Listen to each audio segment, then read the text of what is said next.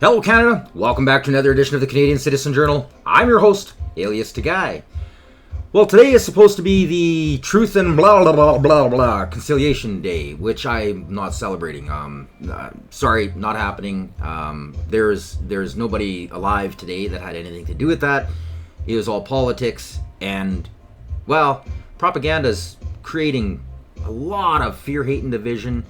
And they're doing a very damn good job with the Indigenous. And I don't blame the majority of them because most live in areas where, well, all they hear is propaganda. So, as I always say, make sure you like, share, and subscribe so that the word gets out and they have a place to click on to look at all the evidence. Now, I could go into a 50-part mini-series on all of the lies that have been going on in the last 8 years.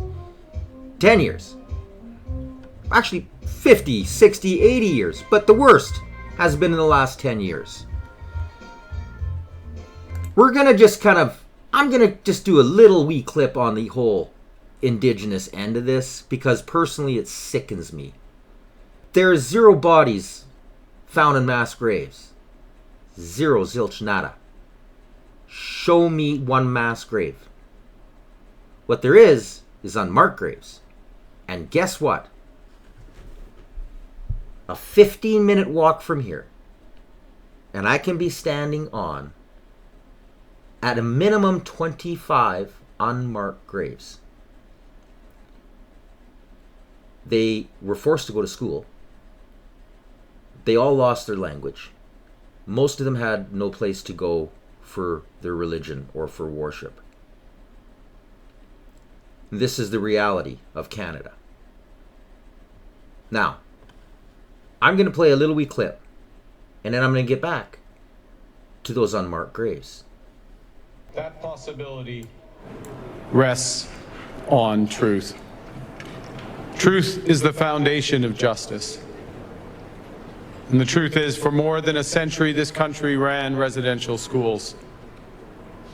Over 150,000 First Nations, Inuit, and Métis children were taken from their families and their communities, torn from their languages, their cultures, and their identities. Okay, that's all I'm going to touch on today. Why? Well, type in propaganda search engines. They're all controlled by the Canadian government. So you got to be very particular on how you type it in. In the 1870s, the Canadian government made schooling mandatory for Indigenous youth starting in the 1870s with the implementation of the Indian Act. This act required the government to provide education to Indigenous children, aiming to assimilate them into Canadian society and reduce their dependence on public funds. The residential school system, which became a significant part of its policy, was established to enforce its educator requirement. Okay, now, the unmarked graves beside me, they came from certain tribes. I'm going to name a few of them. One was France, the other Poland, the other Germany, a few more Ukrainian and Ruski, as well as a lot more. Oh, where are you going with this, alias? Well, it wasn't just my parents that were forced to go to residential schools. This was forced upon all Canadians. It's just they didn't call them residential schools. Because if you actually change the search words to be very particular, you will find that in the year of 1870, the Canadian government made school mandatory for all Canadians when the first legislation was enacted requiring children to attend school for 4 months of the year. This marked the beginning of compulsory education in Canada. This is the truth. So sorry, just the truth, just the facts. Now, truth is coming out, but it needs your help. It needs to crush the propaganda machine. So again, like, share, and subscribe. But also pay very close attention to a lot of the independent media that are sharing other forms of truth that are coming out there. Like this. This is the official trailer for a documentary called, and I love the name, Making a Killing: Reconciliation, Genocide, and Plunder in Canada. We begin tonight with the horrific discovery at the former Kamloops Indian Residential School in British Columbia. They would shave our heads and beat the hell out of you. These are crime scenes. The residential schools was a genocide of our people. 215 children were found in unmarked graves. Because of your white privilege, you can't take our truth. The federal government is ready to dispense $10 million, $8 million, $27 million to find unidentified burial sites. We will follow the evidence. We will follow the science. We are here for truth-telling. Neo-tribal elites are pretending that it's been found that there's 215 children. There's a difference between murders and children dying in the building. There's no list of names of missing children at any of these schools. That's been my battle for 4 years. That there wasn't murder, there wasn't genocide. Why do you think they are holding to this mass grave story? There have been all kinds of political gains as a result of this story. This week, the Senate passed Bill C-15, aimed at aligning Canadian law with the United Nations Declaration on the Rights of Indigenous People. That law was the surrender of the province. They have a right to the land. They own it. All of it. So is that what we're saying? Could someone be benefiting from land being handed away willy-nilly? They're worried about property rights and how it could possibly affect them with the DROPA legislation. You're not getting the truth. It feels like there is an incredible desire to keep this down. The reaction from those with various kinds of interests will be fierce. This member's incoherent and consistently racist posture in this House against Indigenous and First Nations. Denialism is hate. Is there an end? Are we ever done reconciling? Why haven't you dug in the ground yet with the millions of dollars you receive? All these millions that are revenue that are going through my bank. It's not empowering Aboriginal people at all. Because we have no idea where all this money is going. The journey of reconciliation is a long one, but it is a journey we are on.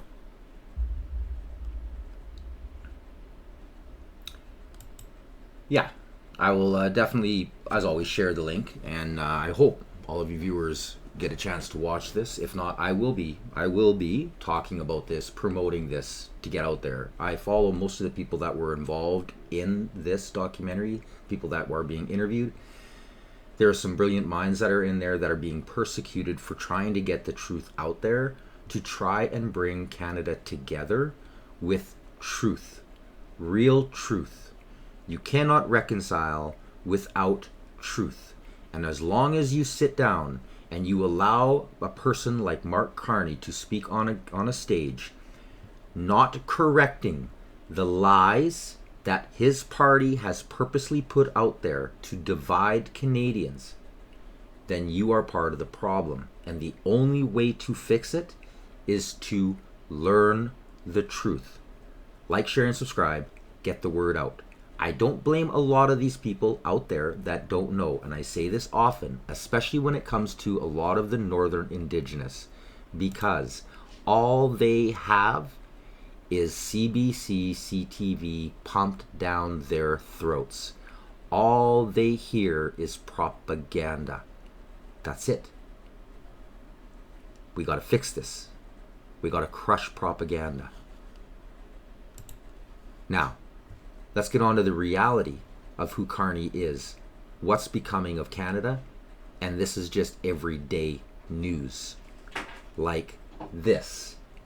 Did you know what the cost was for Carney to get his carnival going and bring down your king? Not my king. I bow to nobody. If you really do believe in freedom, if you are real Indigenous, especially the Indigenous, you have no king. I only have one I bow to. That's the Creator. Nobody else. Nobody. Now, let's get started. Cost of King Charles Canada visit includes $870,000 for one Air Force flyover, $330,000 for transportation. So that puts it at National Defense Bill at $1.28 million on King Charles' overnight trip in Ottawa. Then you got to add the Department of Canadian Heritage, which organized the roughly 24-hour visit, who also spent at least $435,000 according to the preliminary data, so only what we're able to see, which brings the grand total to, drumroll, $1.7 million for 24 hours of propaganda. Oh, they actually got a lot more bang for their buck. They carried this out for months, right until the election, and then all of a sudden, they just dropped it because, well, they got their dictator elected. That's all they cared about. They got the person who funds them elected. Moving on. Leaked documents show that the city paid Musqueam $33,500 to come to meetings and events for the renaming of Trutch Street. This is a street that they renamed in BC. Can you say that name? I brought this up on previous episodes. No. You can't even put it in on a typewriter or a keyboard or your phone, let alone try to tell somebody on the phone what letters those are when they don't exist. Residents had no say, and nobody except for the woke and white consultants can read the new name. This is the price of progress. Absolutely insane. Thank you very much. Thank you very much, Dallas Brody. Now, I warned. A lot of independent media outlets warned. The Brits were warning Canada, including one of their ex-prime ministers. Canada's new prime minister has reverse Midas touch. There are numerous articles pointing this out, trying to expose the deadly dangers of dark carnage Mark Carney to an unsuspecting Western world. Propaganda rules in our country. This is why I started the channel, was to get the truth out. Sorry, so sorry, just the truth, just the facts. Don't take it from me. Take it from Carney. The reality of what you inherited, going 15 years without real wages, without people getting ahead. Now, did propaganda bring this out? Did propaganda point out the fact that this 15 years, think about it, 15 years, who was the person in charge of the Bank of England? I'll wait. It was Carney. He is even using his own horrible, destructive policies that he put on Britain, that Britain was warning Canada about, in this propaganda setup where all of these globalists, they don't care about you, are lying about why we're here today because of them. They're not going to mention that, to try and garner points. Like they're going to fix the problem that somebody else created, but mainstream ain't going to tell you he created that problem.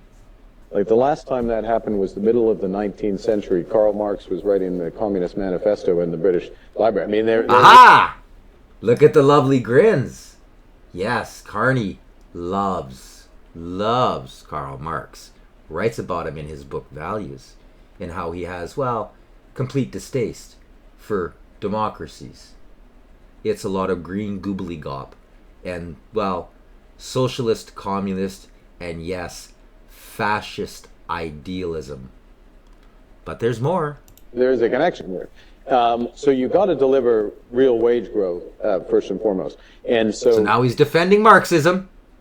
Similar to in Australia, slightly different measures. First thing we did is we cut taxes for the middle class. We cut taxes for 22 million Canadians. Boom. Right. Are you enjoying your $20 a month savings, everybody? This is a selling point. Away. First thing we did, we cut a tax for effectively for young Canadians when they're buying their first time home. Are home prices any better for you? Are the youth going out and buying homes? No. All of these numbers, since he's come in power, have risen. Yeah, like a custom-made ramp that they are driving Canada off of. As if the cliff wasn't bad enough, they're building a ramp on top of that mountain to launch Canada off of. There's more. Cut taxes on carbon, which was also the direct carbon tax, which had become a divisive issue. He didn't cut it because it was costing Canadians thousands upon thousands of dollars. He didn't cut it because it decimated the middle class who carried that burden the largest on their shoulder, while the lower class were getting buyout checks that didn't even come close to the equivalent of what they were spending on the tax. But it looked good because they were getting a check. Oh, look, I got free money. I wonder why I can't afford groceries. Must be the carbon. No. This is all done on purpose. These sycophobes, these psychotic nitwits, are actually quite brilliant. They have been studying the books, 1984, studying Marxism, studying Stalinism, studying Mao. They haven't been doing it because they want to learn what not to do. They're learning on how to use the things that were successful, like what the Germans did, in taking power for profit. They don't care about you. It was in textbook, a good policy, but a divisive issue. So, a good policy, but a divisive issue. So, did he cut the carbon tax? No. The same day he cut it, they put the tariffs on the America. And those tariffs were all designated and pointed towards who? The middle and lower class. They didn't affect the rich. And it stopped Canada from seeing the price food index drop. Now his hidden carbon tax has gone up. The tariffs are now removed. There's a mild bump. Ba-da-da-da-da. He ain't done yet. It ain't even, the carnage we're going to see, people. By the way, this was done by Canadian taxpayers on Juno. Again, I post everything, and if you have the time, watch them. She's amazing. Sims is amazing. Now, why is Carney allowed to get away with all of the conflicts of interest? Now, I've shown on previous episodes how the Liberals actually changed the law allowing them to lie. Yes. Now they can lie, and it doesn't matter. They can't be charged for it. There used to be a law. The Liberals got rid of it. But Carney was just down in the UN. And while he was down there, he was meeting people. And media's been trying to say, hey, who you been meeting? Yeah, and he pointed a few people out, but I don't really know. And he's meeting all of his investors' people. They don't care about you. One of the people that he met is the same guy who Carney and him are invested together that are building dams, flooding the indigenous out of their own lands. Yes. He's done this in third world countries all around the world. So, Truth and Reconciliation Day to all of my indigenous brothers and sisters? I don't think so. Wake up. He doesn't care about you, just like the turd. They don't care. It's all a show. In 12 years, the House of Commons Ethics Committee is reviewing the Federal Conflict of Interest Act, and a watchdog group is calling on the Prime Minister to reenact the PM Code of Ethics for ministers and their staff. Duff Conacher is the co-founder of Democracy Watch, a nonprofit and nonpartisan citizen advocacy group, and Duff is actually testifying before the Ethics Committee on this Wednesday. Duff, good to speak with you. Good to talk with you as well. Thanks. First, maybe give us an idea of why you feel it's important the Prime Minister's Code of Ethics is reenacted. Well, there's a law called the Conflict of Interest Act, but then there's also a code. And a lot of the key rules are in the code, and they really should be in the law. But what happened was when Prime Minister Harper made it into a law about 20 years ago, he put these rules into a code and essentially said, oh, I'll enforce that. But the Ethics Commissioner considers that the code is required to be followed by cabinet ministers and other top government officials and cabinet staff. And what is happening right now is Prime Minister Carney became the new Liberal Prime Minister, and the code he has up on his website is from 2015 and signed by Justin Trudeau. And so this raises the question about whether he's planning to cancel that code or weaken it. I mean, why has he not reenacted it in his own name and sent his own message to all his ministers and top government officials that they have to follow these very strict and strong rules in this code and not just comply with the very weak and loophole-filled rules that are in the federal government ethics law? You know, this is interesting because Carney himself has come under some heat for conflict of interest. I'm sure that's some of your concern here.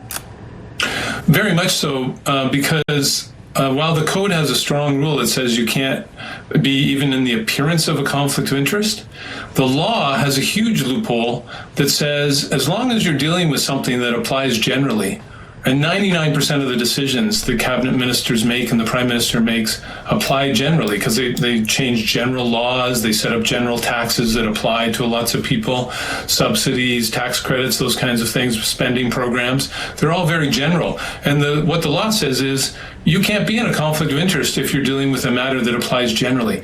And that's a giant loophole. It means that the federal ethics law does not apply 99% of the time to the decisions and actions of the prime minister and cabinet ministers and other top government officials. And so it really should be called the Almost Impossible to be in a Conflict of Interest Act. And that's very serious. And that's why we need this code enacted, because it has stronger rules and stronger ethical standards that would apply to the prime minister and his many financial conflicts of interest and other cabinet ministers as well. Are you able to point to any, specifics that these loopholes have enabled you're concerned about?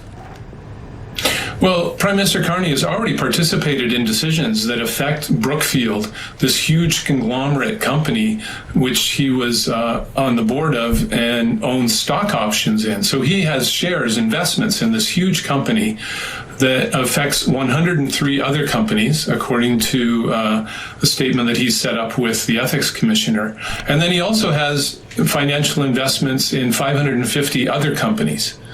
And so pretty much every time Mark Carney makes a decision that affects business or participates in any discussion about a matter that would affect business, he's in a financial conflict of interest. But the Act says he's allowed to do that as long as what he's talking about applies generally. And again, 99% of what they would be talking about would be about changing a general law, a general tax. And so the law essentially exempts him from this financial conflict of interest, even though he has it.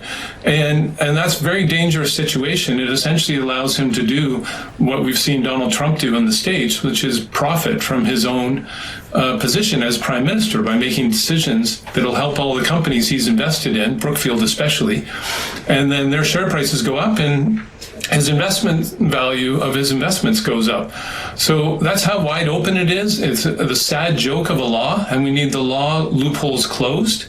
And we need the code reenacted by Carney so that very strong and strict rules apply that ensure ethical government decision makings and ensure that cabinet ministers can't and the prime minister can't profit from their own decisions. Well, we know he's already made millions, and nobody knows if it's tens of millions or if it's hundreds of millions. And this is the game plan. This is why he needed C5. Because now he doesn't have to follow any ethics code, he gets to pick and choose what gets built and what doesn't. He is paying all of his sponsors, his investors, and himself. They don't care about you. They don't care. There isn't a single liberal sitting in that cabinet that can say they care about you after the 10 years that they have destroyed our country, and they're willing to get in and run with that party, sit beside the same people who enacted all of these legislations that have literally destroyed our nation. Let's get started. Where's Canada at today? Imagine you're walking your kids to school, standing in line at the grocery store, or taking the bus home from work, and right beside you could be someone the government already knows is a convicted foreign criminal, a war criminal, even a severe national security threat. But they're not being deported. They're not even being tracked down. They're just here, living in Canada, because the Liberals have decided, literally, that they can't be bothered to do anything about it. This government is committed to reforming the criminal code to ensure that organized crime, gang crime, crime with handguns, home invasions, auto theft, that the individuals who participate in those crimes pay the price they should with consecutive sentencing, that they are not in a position where they commit a crime one day and they're arrested and then out on bail the next.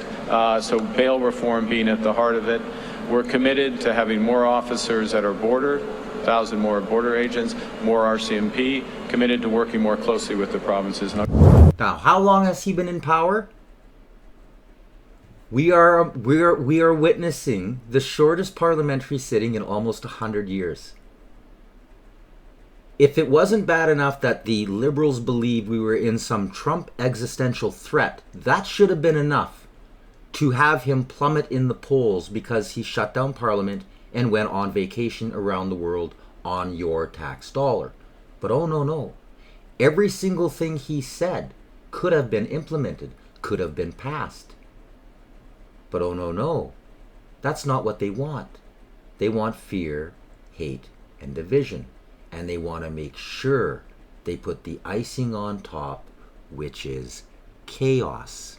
In the meantime, unemployment is at 7.1%, a record high since 2016 outside of the pandemic.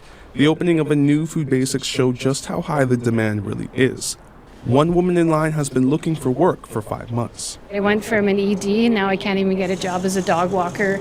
So you just keep trying anything. So hence why I'm here. I'm willing to go from being a boss. Ottawa was at 7% in 2016. You're shelving vegetables, if that's because you got to pay the bills. But it's really hard to find a job in Ottawa right now. And do you have people depending on you? I have twins, 7-year-olds. How long? Do you hear the quivering in her voice? That shoots arrows into my heart. There's no excuse for this. Have you been looking for a job? Say over 6 months. Yeah, so it's been quite very difficult getting a job, especially when you don't have the Canadian work experience. Do you feel like the jobs that you're looking for, do you feel like you're overqualified for some of them? Yeah, for some of them, I know I am, but you have to start somewhere. Like moving to a new country is all starting all over again. So sometimes I feel a bit down, but I know I was actually prepared for this. So. And the Food Basics said its Barhaven store opening Thursday, October 30th will have a team of 125. McLaughlin told CBC later on that she won't be on the team because Food Basics rejected her application.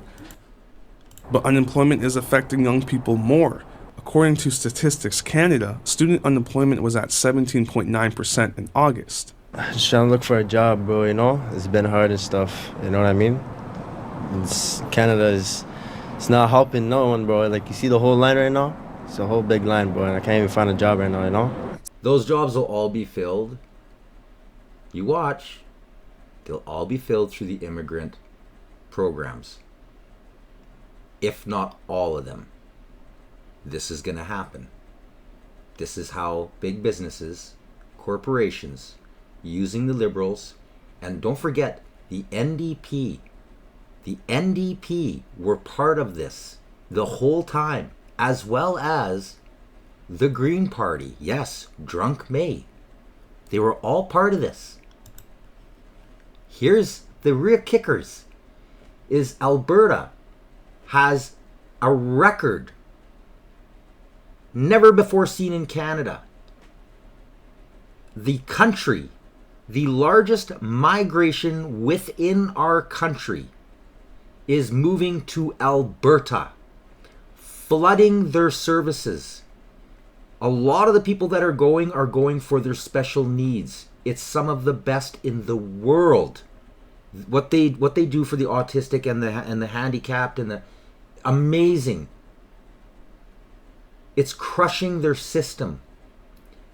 A list came out, previous episodes, almost 100 CEOs from all different types of companies, most of them in the resource industry, telling Mark Carney, get back to Parliament, get these things passed, drop Bill C-69, drop all of the liberal policies. They begged, they pleaded. Zero news coverage. Just independents like myself. Now, it's too late. They are fleeing. As many as 1,000 people could be out of work after Calgary-based Imperial Oil announced plans to slash about 20% of its workforce by the end of 2027. Last month, Imperial reported about $11 billion in revenue, down more than $2 billion from the same quarter a year earlier. And guess what? That's it. That's all the news. That's all they want to tell you, so they could say they recorded it. This, again, buried in the back burners. A little snippet fed to one little area, not national news. They run these on the little scroll on the bottom of the screen on national news. They'll give it maybe one or two kind of rotations and then get rid of it. What they're not telling you is where the jobs are going.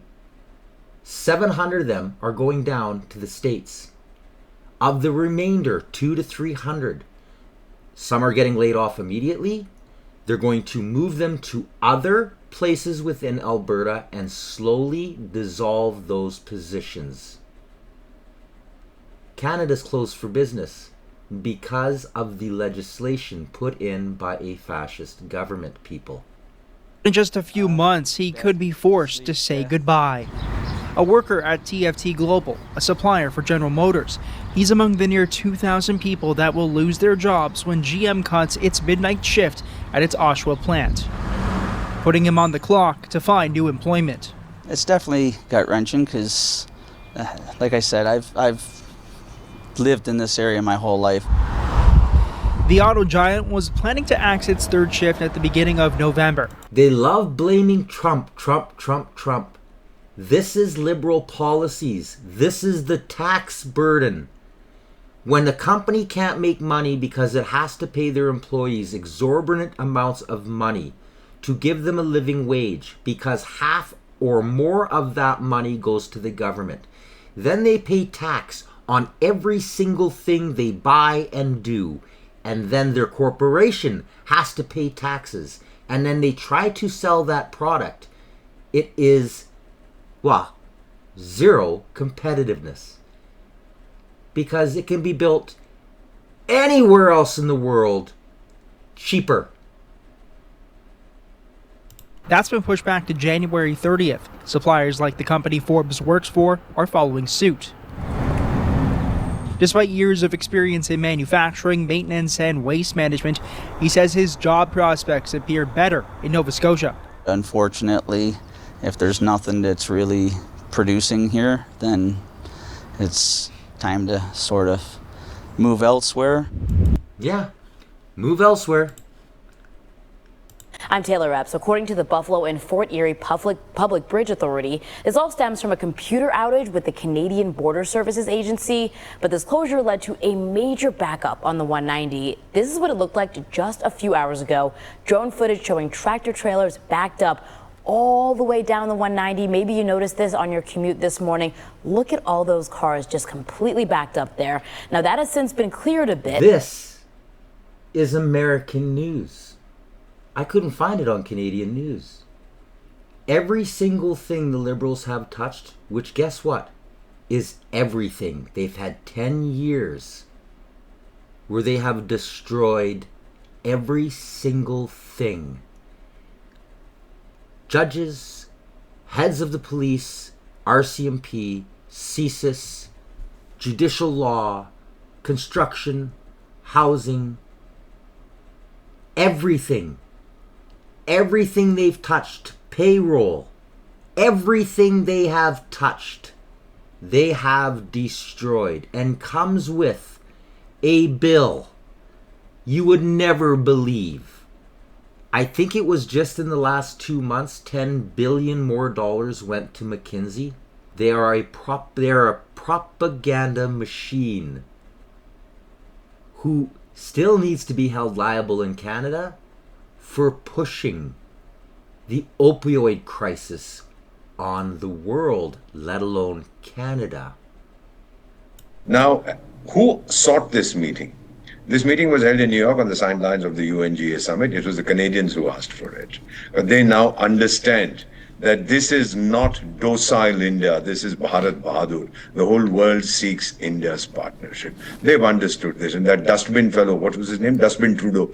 He had caused enormous damage. He had embarrassed not just his own country, which he has deeply divided. It has a dwindling economy. There's severe social tensions in that country between the local inhabitants, well, the originals and the immigrants and so on and so forth. There's a lot going on. It's a country that was seen as welcoming terrorism. It has a terrible reputation internationally. So this lady wants to see if by mending ties with India, which is the leader of what is called the Global South, Canada can seek to improve its image. This is the basic thing. But as far as we are concerned, ma'am, we move very slowly. We don't get terribly excited about such things. We would move very slowly. We'll see, because we believe that actions matter much more than words. We want to see if they address some of our concerns as far as extremist radicalism, as Sikh terrorism, as we refer to it, Islamic terrorism, as we call it, if that is addressed. But if they turn around and say, no, that's not a problem, we believe in free speech, like that clown Dustbin Trudeau came when the Sikh farmers were demonstrating in India, saying that we stand by the right of people to raise their voice.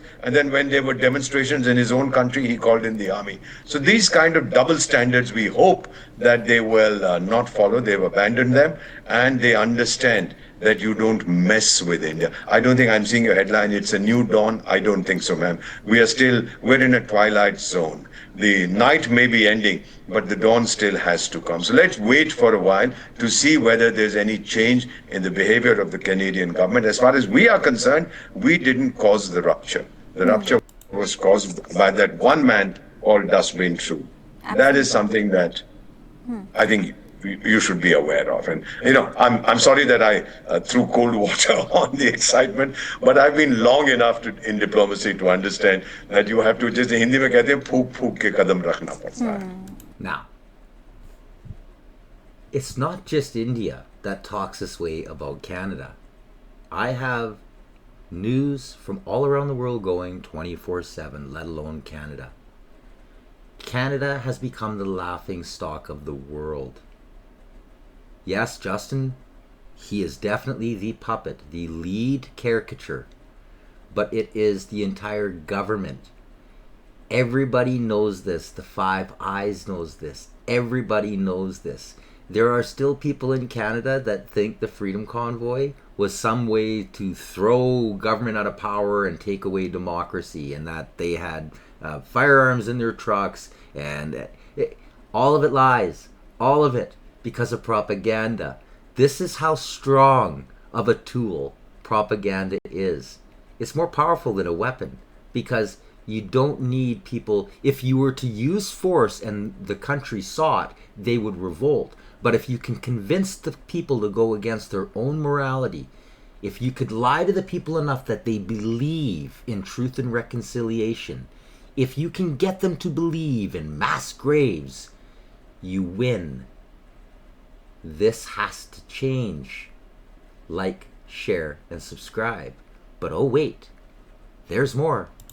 Ambassador, what I also would like to understand from you, because domestic political pressures played a significant role as far as what Justin Trudeau did. Many of his actions were, of course, driven by domestic political pressures. How do you think the new dispensation is going to address the same concerns, the same issues, because domestically things haven't changed for Canada, right? You are so right. You're brilliant. You put you've hit it, the nail on the head. Nail on the head. Trudeau was survived because of the support by a Khalistani party. Some fellow, I forget his name, Jagmag Singh or Pagmag Singh or something. I've forgotten his name. I'm getting old. And then some Mr. Nijar was murdered, and Dustbin Trudeau said, "Oh, my sweetheart, my darling, the world's greatest plumber has been murdered." All kinds of things. He made allegations. He even dragged in the so-called Five Eyes, the Anglo sphere, the English-speaking 5 countries that share intelligence, and they got very upset, saying, "What rubbish are you talking about?" The man had lost his marbles. So my own feeling is, ma'am, you're so right. Domestic political pressures in Canada remain. How the government deals with them is what we will be watching very carefully. Now, designating Bijnoi, what do they say? A terrorist under their domestic law. What took them so long to? What took them so long? You're not hearing media say this. I reported on this in a previous episode. I've been talking about this for months, and I urge you, please check out the previous ones, especially with the ones I've done 2 different separate series where they're talking about the Khalistanis in Canada, the extremism, the terrorism, the links that go all the way back to the Turd's father. They've been using this divide.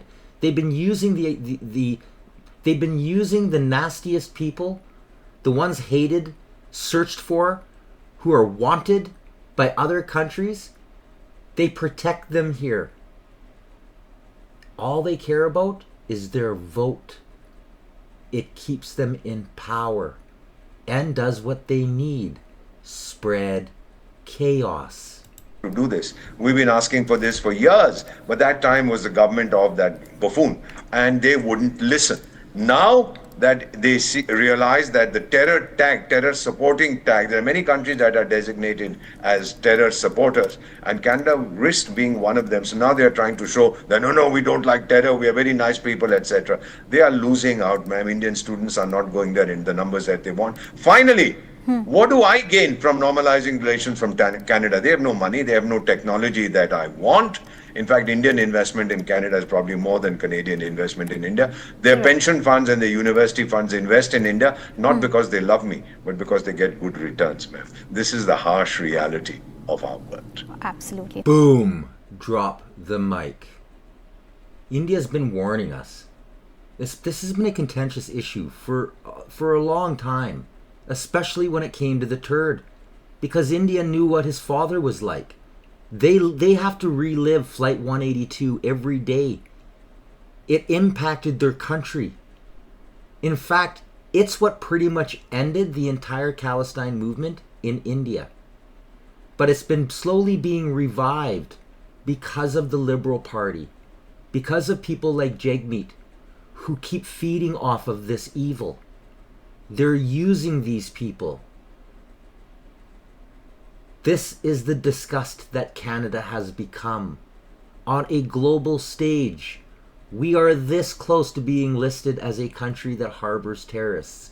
We are already known around the world to be one of the largest harborer of terrorists, but they haven't really gone through and pushed it yet. But the talks are there. And after what happened with the whole backing Palestinian as a state, undermining all of the Arab nations, Trump and Israel, this has now been brought back to light. They're seeing it. Stats show the number of people that come down to commit terrorist activities in the States, their number one threat, their number one border where this happens is Canada. It's Canada. The fact is that we have had an ongoing problem with Canada and the Canadian government for some years now. And the ongoing problem really revolves around the permissiveness in regard to terrorism, extremism and violence. And this permissiveness is also reflected in the fact that some important extradition requests have not been responded to from their side, in the fact that there are individuals and organizations who are clearly involved with violence and illegal activities in India, who themselves declared it. I mean, it is not a secret. And that they continue to carry on with their activities in Canada. And most important, the fact they've been saying this for years. So the whole Bishnoi, this was thrown out there. When I did the other episode, I wasn't aware that they had called on a meeting on India. This is all to try and appease India as well. This is all propaganda cover. What Canada is being blinded to, for those who are only married to propaganda, the rest of the world is starting to jump on board. Antifa is labeled a terrorist organization in 7 countries now. The Bishnoi is old news. Old news. Most countries already have laws. They didn't need to call them a terrorist organization in order for them to find them, hunt them down, and put them in jail. But Canada's lacking. This is something that the states and other countries have been trying to get on Canada for decades. Harper was in the midst of trying to create something, but with a government that, especially conservative government, that has to answer to the Eastern socialist idealism, he has to appease that part of the party. This is why O'Toole was a flunky. He's not a real conservative. I love to say, and I do believe this, the Conservative Party today isn't actually conservative. They're what the Liberals were 30 years ago, 20 years ago. Because of propaganda, they have shifted the ideology within the back of people's minds to keep accepting more and more and more of the socialistic ideology. It's propaganda that has brought us so far left, we don't have any right-wing parties. If anybody on the media calls a conservative today in that party right-wing, they are absolutely insane and need to be medicated, because it's not conservative.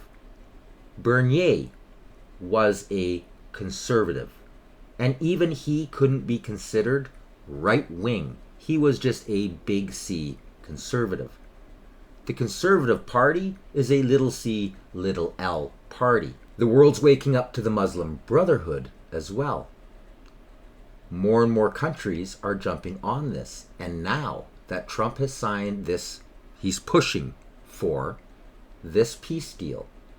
It's not just Hamas that is on the cutting block. It's all of them, because they're all the same. And the Muslim Brotherhood is one of the largest organizations. They help fund Hamas and Hezbollah and ISIS and Daesh and all of the rest of these completely psychotic extremists. Countries are waking up. Instead, Canada's all tickled pink about Bishnoi. They didn't do it for Canada. They did it for their own political gain, so they can get points to put out on propaganda to try to control the Liberals. Look at us. Vote for us again. An election's coming. It's coming, people. Heads are going to start to fall. I hope Gary Ondesande, Mr. Tamil Tiger, hope he gets skidded. In fact, I hope he runs and gets voted out. And then charges get laid against him. To be honest, charges should have been laid already, because he did break the law. He did break the law. Here is another great documentary coming out. And again, I can't wait, because it exposes not just one movement, but the truth that's happening around Canada on a lot of the majority of the lies that have been pushed by the fascist Liberal Party with the help of their propaganda. And it's going to expose a lot. When I was growing up in Poland, the language the government were using was anyone that was patriotic was a troublemaker. Online platforms have become seas of racism, misogyny, and hate. Do you think we live in a free country? No. Who the fuck cares about that paper anymore. You caught the RCMP in lies. Mm-hmm. We caught them in lies ourselves during the convoy. Why was I ever even arrested? Start there. Far too many Canadians face hatred and discrimination. I was basically accused of teaching my children hate. I've got death threats many times. I had death threats. The guards were giving them incentives to murder me in prison. If you challenge any of the current government and media narratives of the day, they're going to come after you. Including adding a definition of hatred to the criminal code. Hate speech, which, what does that even mean? Because now you have the most sensitive people in the room deciding what everyone else can say. This is also a country where unserious people start unserious organizations like the Canadian Anti-Hate Network. It's almost the attack dog for the Liberal Party. These are Antifa journalists being funded by our federal government. We are very proudly anti-fascist and we focus on the far right. They are consistently found to be fraudulent. Setting the agenda on what constitutes hate and how that hate should be addressed. They're not shooting us dead on the streets yet. If it doesn't work, now what? Are you going to assassinate me? Charlie Kirk has been shot. Like, it's okay if we died. They're not concerned about the safety of everyone. Fuck you! Fuck you! Canadian kindness is an illusion. Bullies, racists, bigots, and Nazis. Being defamed is a horrible experience. Because of a joke? They needed a boogeyman for their Emergencies Act, right? You cannot live in a country where you actually believe something and you're not allowed to say it. What's hanging over my head was 50 million and 15 years prison. The process becomes the punishment. When is this tyranny going to end? Is Canada free? Not for some. First they came for, and then they came for, and then they came for you. There's nobody to defend you because everybody else is in jail. To help this documentary reach as many people as possible, go to givesendgo.com/savefreespeech. As always, I put everything in the links. We need to support independent media. It costs piles of money. Just this channel alone, what it costs me to run, to set up, and thanks to some great donations, I've had the ability to do some upgrades. I don't make any money. This is why I'm down to 1 episode a day instead of 2. I'm not going to put together X bait. I want to be able to have the time to research in order to give the facts and in order to be able to tell you what all of this is in its entirety with an educated opinion. I'm not AIing it. If you notice in my description, it's not all XXXXXXX where somebody else is posting these little clips and then they clip on it and they're saying, oh, this is the news. I'm actually going out, I am searching the news. I am always, like I said, I have got TVs everywhere throughout my home going all the time. My phone, my computers, I have several of them, are always going. I'm always trying to stay informed. This takes time, this takes money. In order for me to do a good job, it takes that effort. This is a different level. This is flying across the country, renting cars, booking other people's time. This is big time studio gear, the editing and all the rest of it. There's piles of money that went in there. This is why I have so much respect for people like Gunn. Because of what he was doing, it takes huge dollars and just your life, which is what this channel is to me. This is everything. I put everything into this. So make sure you like, share, and subscribe. Do what you can to support the channels. We don't get government money. We're not propaganda. And be very particular on who you watch and listen to. And you can see a lot in the description. Like I said, if it's all off X, they didn't research. They didn't watch the whole clip. They are using somebody else's propaganda. They are using somebody else's video clips and sound bites. That's just as bad as mainstream legacy media. Anyways, moving on. Alexa Love, how deep has Antifa embedded itself in Canada? Watch carefully. Bonne journée, Monsieur Lepage.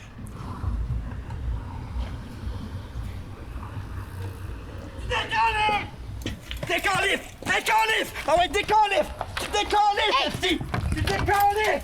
Hey, c'est quoi ton problème? Décalif! Rebel News actually tracked down the lunatic who came in and threw the smoke bombs in the church during the Void gathering. They call the police. Police don't want it. They don't care. Now, if this was a mosque, as Alexei points out in this episode, he would never have made it out the doors. This is Canada. This is the division. This is the favoritism and inequality that has become our nation's crest. This is what the world sees. They found him. Not only did we find him, but in the process, we may have uncovered a serious national security breach. The alleged smoke bomber is Gabriel Lepage, an employee at the Long Point military base, working under the Department of National Defense. Is that what? National Defense, people. I'm going to go back to this. Décalif! Décalif! Décalif! Ah ouais, décalif! Décalif! Décalif! You get the F out, you get the F out. She's going, what's your problem? You get the F out, you get the F out. As he smacks her around, tries to smash her camera gear, pushes her to the ground. Vous êtes un Antifa, monsieur? Are you Antifa, sir? Now, while she was trying to interview this guy, the alleged guy, which pretty sure it's him, who works for National Defense. By the way, watch this, because she exposes that the Department of National Defense, because the video went viral and people were trying to find this guy, they knew about it. Nothing was done. They knew about it. He's on the phone calling friends. Who shows up? Wow! Did you saw that? I just got attacked by what it seems like Antifa thug that are protecting Gabriel Lepage, who is working for the National Defense. Can you believe that this is Canada 2025 under Mark Carney, that this kind of people can work for the National Defense? He actually kind of broke my camera, but we are not safe in Montreal for doing what the SPVM should do by actually finding the people who are doing criminal offense. Wow, I'm in shock. As we can see, I think like the car who passed by with like the green hair woman seems to have actually picked up Gabriel Lepage in question. Wow, I'm shocked. Now, Hamas has penetrated Antifa. This guy works for National Defense, committed a crime that National Defense knows about, knew about, did nothing about. Now that's bad enough, but the fact that he's aligned with the pro-Palestinian, which is Hamas, it's all Hamas funded, and Antifa, Canada, is in bad shape. Now, let's get on to Trump derangement syndrome.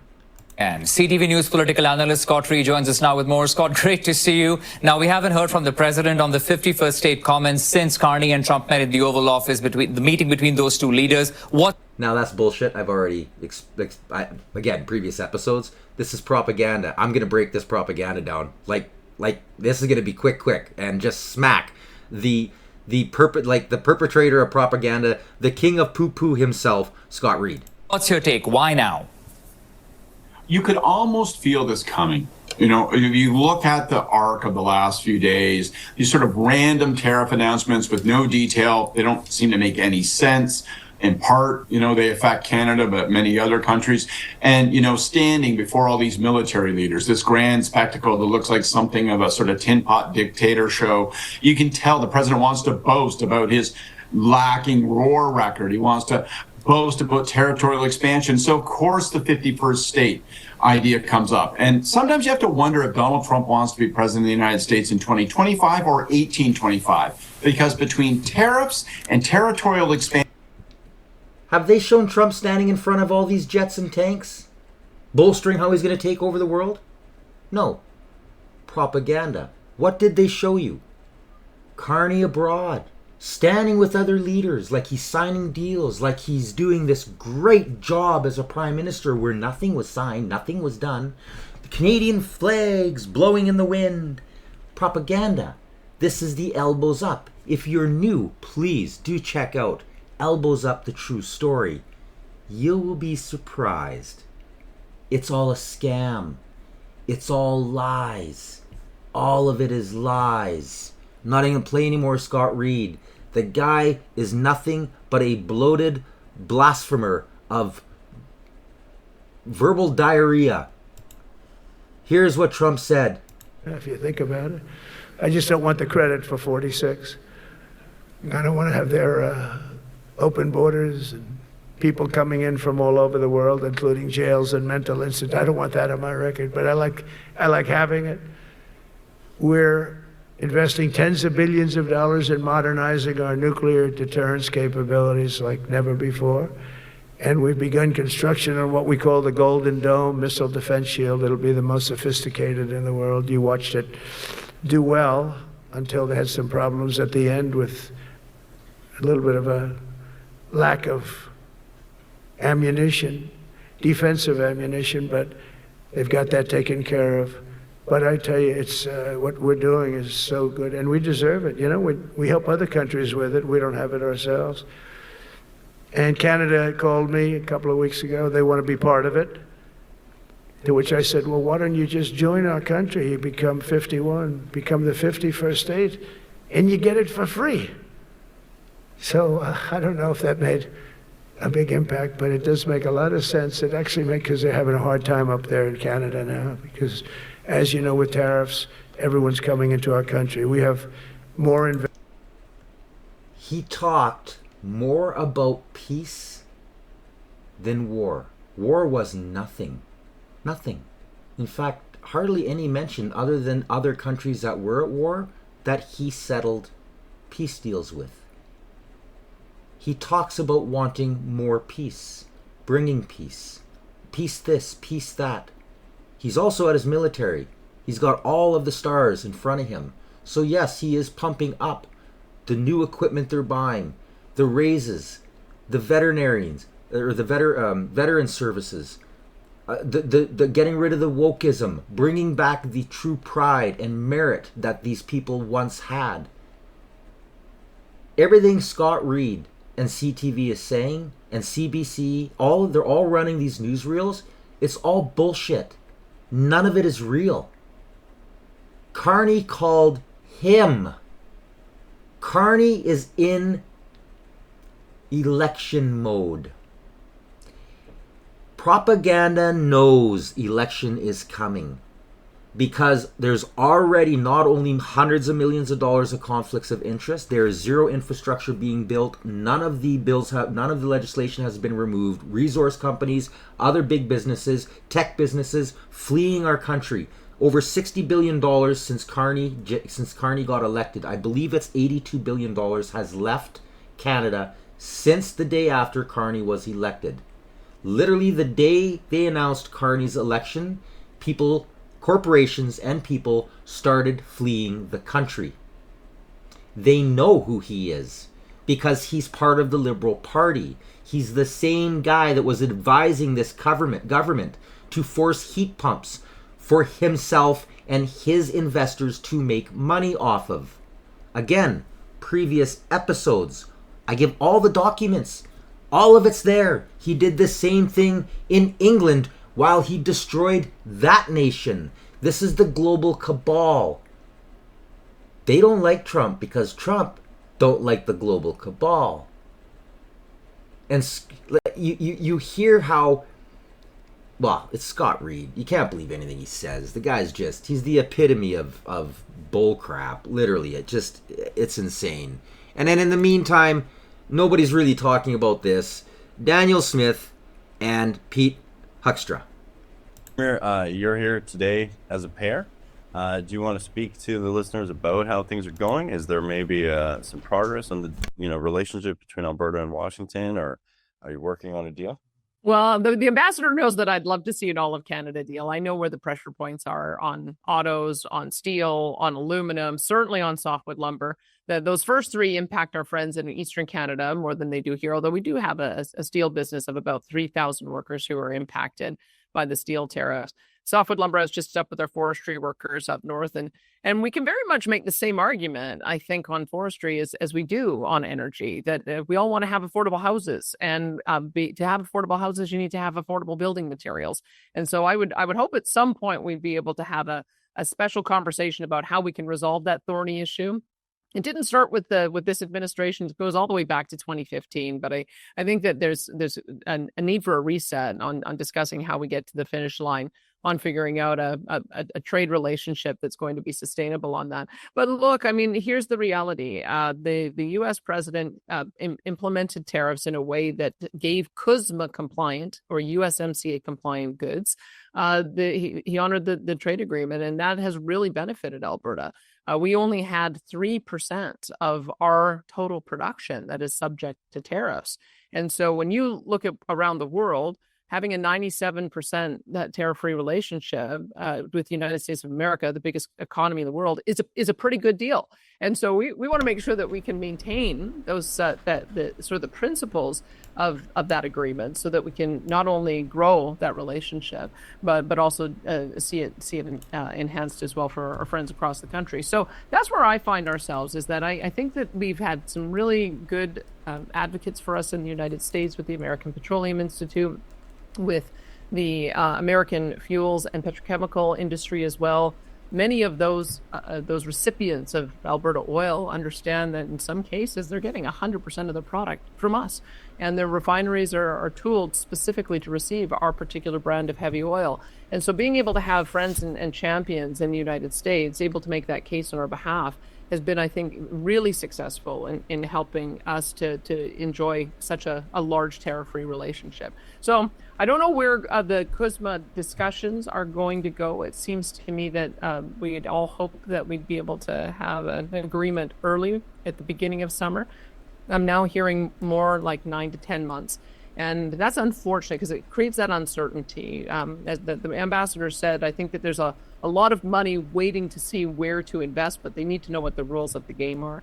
And I really am sincerely hopeful that we don't delay that, because the longer we delay it, we have a shorter runway. I know the American, the election cycle, they have midterms next year, and then they go already into primary season. It seems like the Americans are constantly in elections. We'd love to be able to advance a few important projects before some of the elections start interfering with that. We've seen what happens when there's a change in the White House. We had when the president was in first, we had an agreement on the Keystone XL pipeline.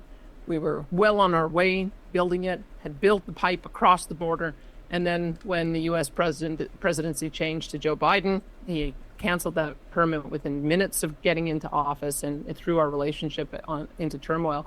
I've seen that the U.S. president is interested in a reboot of that concept, and we absolutely are too. And so it would be nice to have that discussion in the context of a broad agreement with the United States. But I think that we can continue to start having those discussions anyway, because I think that the case for why we need to have an integrated energy economy in North America is so strong. But there's no question it'd be a lot easier if we had a settlement on the trade agreement. And that, when he dropped Keystone, that was for profit share. That made Carney and his investors millions, if not billions of dollars. And guess who else made money? Caisse de Populaire. The Quebec and Ontario teachers' unions and investment companies that invested in Brookfield, lo and behold, right after Trudeau got elected. They divested their money from Western oil, from Western resources, down into Saudi Arabia, down into United States oil resources, shut us down, and reaped the profits. This is why the West wants out. The West isn't stupid.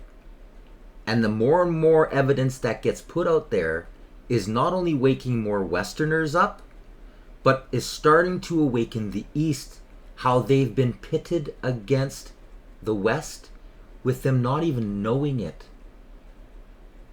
This is the reality of where we are today. Previous episodes, I blew the lid off of that. But wait, there's more. Ambassador, any progress you can report to our audience? Is the deal getting closer? Let us know how that's going. Well, then the Premier has pointed out that, the comment period for, in both of our countries for the public and businesses to reflect on how effective USMCA CUSMA has been, has kicked off now in both countries, which indicates that it appears the leadership, the negotiators are saying, the opportunity for a quick major deal, we've moved on to the next stage. It's going to be a long process of negotiation, of going through it, page by page, product by product, tariff level by tariff level. That's going to take a period of time. And that puts, I think the target date is to have those negotiations done by the summer of 2026. The, governments are probably on both sides of the border are probably pretty well known, maybe to miss those kinds of targets. But the other thing that the Premier pointed out, that puts it smack dab in the middle of our midterm election, which will be in November of 26. So for an agreement like that, it has to be validated and confirmed by the U.S. Senate. And it's going to be hard to do that in an election season. So for, to get resolution on this, it could easily, if that's the path that we go down, it would not be unrealistic to see that pushed off into 2027, which means that at least in 11 out of the 13 of your provinces or territories, they're going to have to travel to Alberta to buy American wine because, these provinces have indicated, even though you've got the best deal in the world, they are not going to move on tariffs on, American alcohol, the banning of those products until there is a wholesale deal. So some of the things that are real irritants to the U.S. are going to be in place throughout the negotiating process, and they will be in place until the agreement is ratified, which could be, a year and a half. There you have it. And to the shock and dismay of a lot of Canadians, they're boycotting Crown Royal, thanks to Dougie, the Liberal. Canada is just, we are in a pit of despair. And most of it, yes, caused by propaganda, but at what point does a person not take a couple steps back and realize what they've become? Where's elbows up? We are in big trouble, people. Big trouble.